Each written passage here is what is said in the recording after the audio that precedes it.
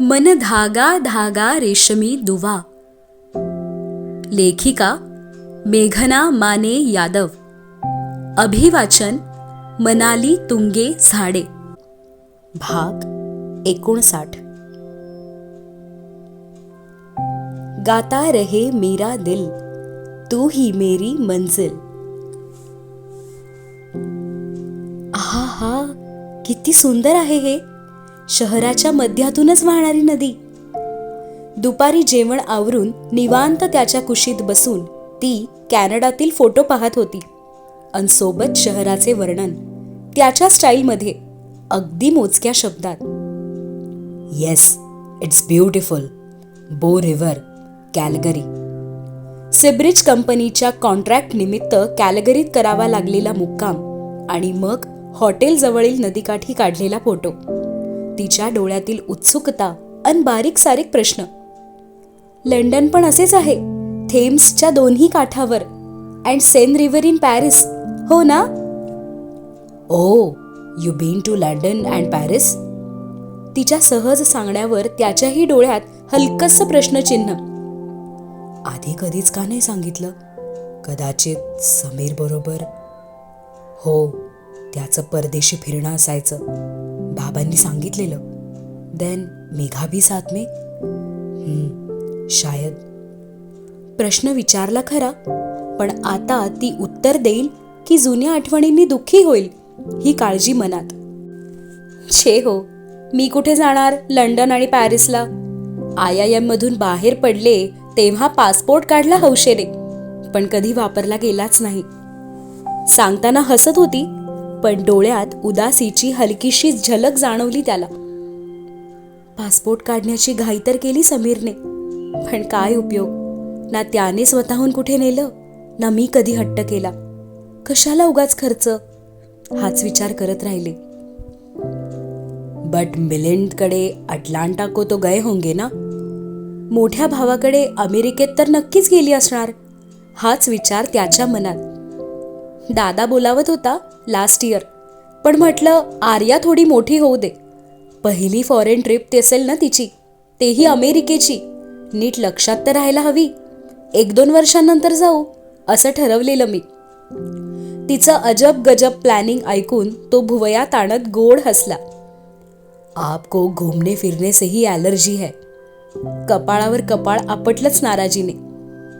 मैं बोल रहा था साथ में कॅनडा चलते हैं, तर मलाच ज्ञान दिलं. फॅमिलीची काळजी घ्यायला मी इथेच राहणार अँड ऑल. नाही नाही, असं काही नाही. खुदकन हसली.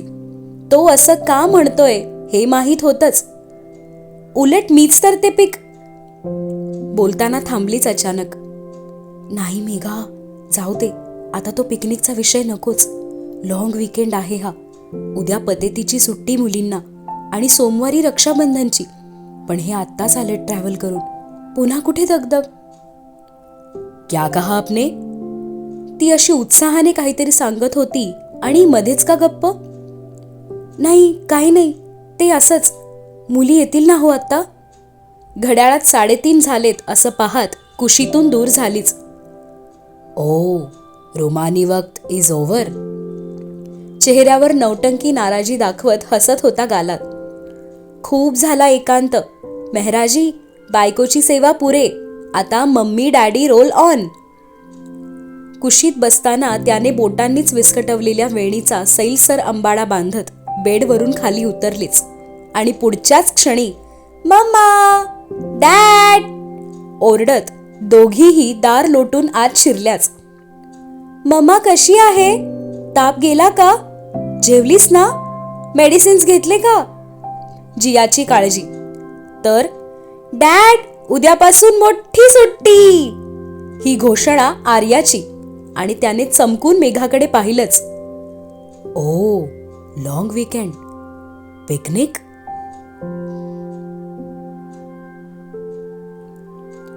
जिया, यू स्टे विथ मम्मा, माझं थोडं काम आहे.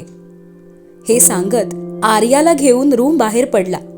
मेघाला आश्चर्य, काम तर इथेही बसून करता येईल आणि आर्या कशाला हवी सोबत? पण केलं दुर्लक्ष. अंजियाला कुशीत घेऊन घटकाभर पहुडली, शाळेतल्या गप्पा ऐकत. आणि इकडे स्टडी रूममध्ये प्लॅनिंग सुरू झालं वीकेंड पिकनिकचं. हे कसं आहे? मुंबई जवळची बेस्ट रिसॉर्ट्स एक एक करून लॅपटॉपवर आर्याला दाखवत तिचं मत विचारणं. मेघाची थोडीशी नाजूक तब्येत लक्षात घेता लांबच्या प्रवासाची दगदग टाळत होता. दुपारीच मिळालेले रिपोर्ट्स, स्त्रियांच्या शरीरातील मिनिमम हिमोग्लोबिनची मात्रा 11 ते 15 आणि मेघाचे हिमोग्लोबिन 9 ग्रॅम. काळजीचे कारण, औषधे त्वरित सुरू झालीच, पण औषधांसोबतच आरामही आवश्यक. 2-3 दिवस बाहेर फिरून आलो तर तेवढाच चेंज. ऑफिसच्या कामाचे टेन्शन नाही, त्यातून लॉंग वीकेंडला फॅमिली सोबत पिकनिक ही मॅडमची विश पूर्ण करण्याचा चंग साहेबांचा. डॅड, इथे आम्ही किड्स काय करणार? फक्त जायचं आणि हॉटेल रूम मध्ये राहायचं का? 1-2 रिसॉर्ट्सच्या डिटेल्स वाचून आर्याचे खास असे मत. मेघा आणि फॅमिलीला निवांत आराम करता यावा म्हणून निवडलेली लक्झरी रिसॉर्ट्स, पण आर्याची नापसंती. अरे आयु, यहाँ इंडोर गेम्स है ना, देखो स्विमिंग पूल पण आहे. एक एक फोटो दाखवत आर्याला समजावण्याचा प्रयत्न. डॅड, हे सगळे गेम्स आम्ही स्कूलमध्ये पण खेळतो आणि स्विमिंग पूल तर आपल्या घरी पण आहेच ना, तिचं गाल फुगवतच सांगणं. Oh then what do you want? भुवया अक्षतच हसत होता. समथिंग ॲडव्हेंचरस, वेगळं काहीतरी शोधा ना प्लीज. ओठ काढत डॅडचे गाल लाडाने ओढत गोड हट्ट. Okay okay, let's see. लाडक्या लेकीची मागणी ही अशीच काहीतरी असणार हे माहीत होतं.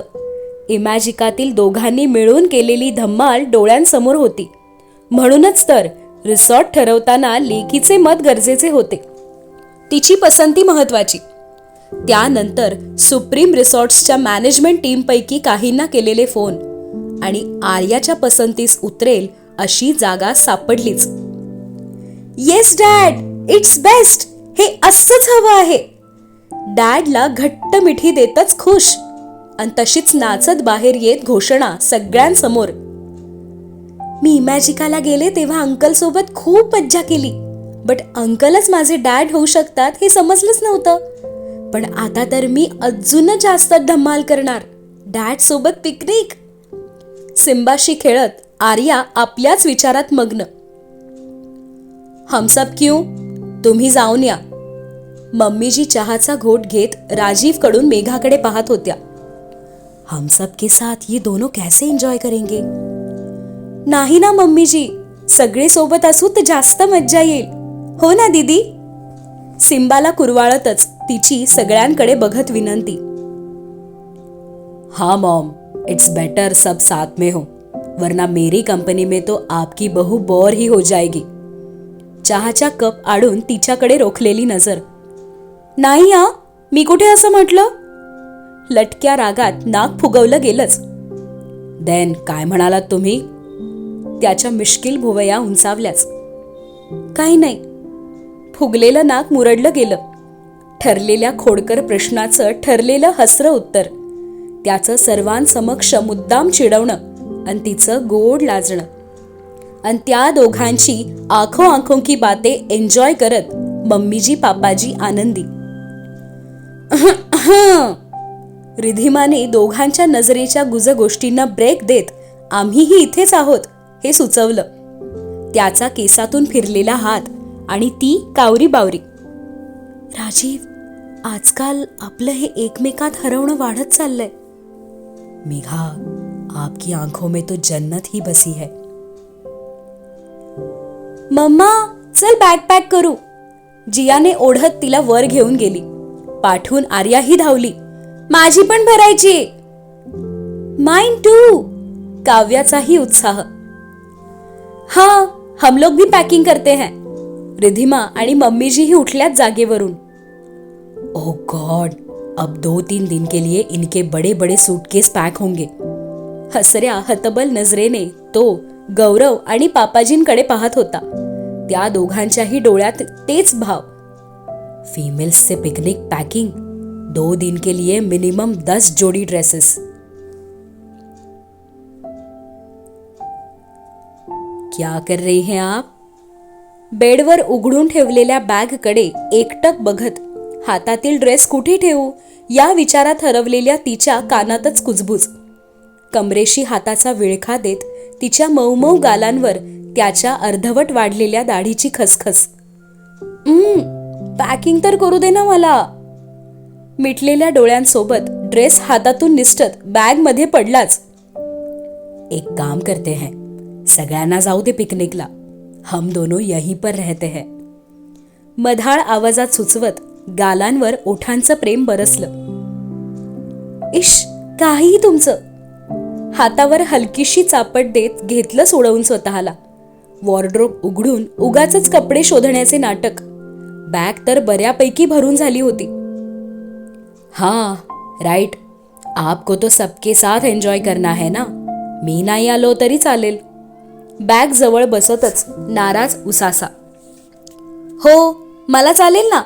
मी करेन एकटी एन्जॉय. आणि जिया आहे की माझ्यासाठी. पण तुमच्या आर्याला विचारा, तिच्यासोबतच सगळं प्लॅनिंग केलं ना तुम्ही. सकाळी पांघरलेली शाल घडी करत बॅगमध्ये भरलीच आणि नाक मुरडत नाराजी व्यक्त झाली. ओ, इस बात पे गुस्सा है मेरी जान. हात ओढून मिठीत घेतलंच. छे हो, मी का गुस्सा हो. आर्या तर खूप खुश आहे. डॅड सोबत काय काय करणार. पॅकिंग करताना भरभरून बोलत होती. हा उत्साह काहीतरी निराळाच आहे. तुमच्यासोबत असते ना तर कायम आनंदी असते. डॅड सोबतची मजा मस्ती कधी अनुभवलीच नाही ना. आवाज कातर झालाच आणि डोळेही भरले पाण्याने. त्याच्या कुशीत हक्काने अश्रू सांडले. Megha, no please. आर्यासोबत आता मी आहे. तिची ही हरेक विश पूर्ण करू. अश्रू टिपताना त्यालाही गहिवरून आलंच. जन्मापासून आर्याच्या आयुष्यातील डॅडची पोकळी भरून काढण्यासाठी धडपडणारी करारी मेघा त्याच्याच कुशीत हळवी. डॅडचा रोल निभावण्याचा, त्यात उत्कृष्ट असण्याचा ताण आयुष्यातून हळूहळू नाहीसा. डॅडच्या मिठीत निश्चिंत असलेली मम्मा. पण तरीही तिला गोंजारून समजावूनही मध्येच तिचं मुसूमुसू सुरू. आनंदाश्रू सावरायलाही वेळ लागतोच ना. पण तो अस्वस्थच. मेघा, रोना धोना भी फेवरेट है आपका.